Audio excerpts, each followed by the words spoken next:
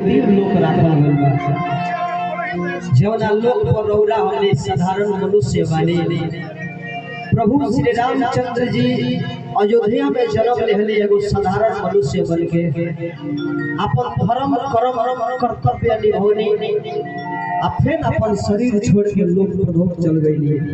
कृष्ण भगवान बन के लोक पर अली मृत्यु लोक के छोड़ के जाएगा पर जब भगवान लोग आके चल गए तो रौरा हमने के जाएगा। लेकिन दुख यही बात में हो जाला कि केहू के समय से मृत्यु होला, केहू के दुर्घटना से मृत्यु होला। समय पर कुछ और निमन लगे लोग कहे लगे अरे बाबू हेलो सुनो लो बहुत फायदा करे।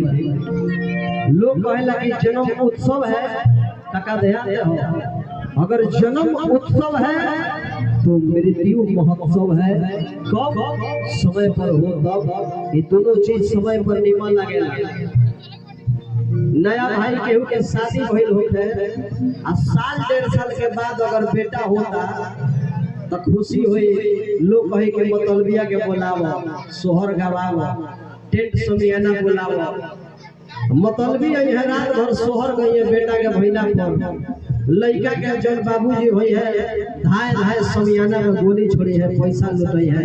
का है समय पर साल डेढ़ साल के बाद बेटा भइल बा तो सोहर बगल होता आ वो है बियाह भइल बा आ 6 महीना पर लड़का हो जा चाहे 3 महीना पर लड़का हो जा तो सोहर हुई। मतलबी आई है नाम आई है ओ मेरा अगुआ खो जाए लगे। लेकिन गोलियां चली कहा समियाना पर अगुआ के खोपड़ी पड़ी है गबड़ौल लगा। समय पर मृत्यु भइल बा हमरा ठाकुर राम जी के। आज महोत्सव करा रहल बा, अनेकों गरीब से लेके अमीर मंद सहंत पंडित जी लोग बाबा सब केहू के खियावल गइल, भोजन करावल गइल। आज सब है लोग खुश मका है समय से मृत्यु भइल बा। अगर यह के नया खबर रहती तो ये केहू लौकित ना। तो यही पर हमारे को तनी भाव म्यूजिक बजा दे रिया राज और फरमाइशी हम ओकरा बात गाते हैं।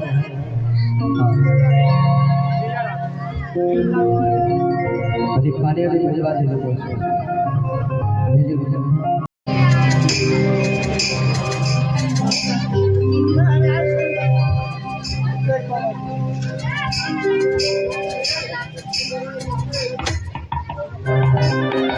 आपके लिए पुरस्कार है, पुरस्कार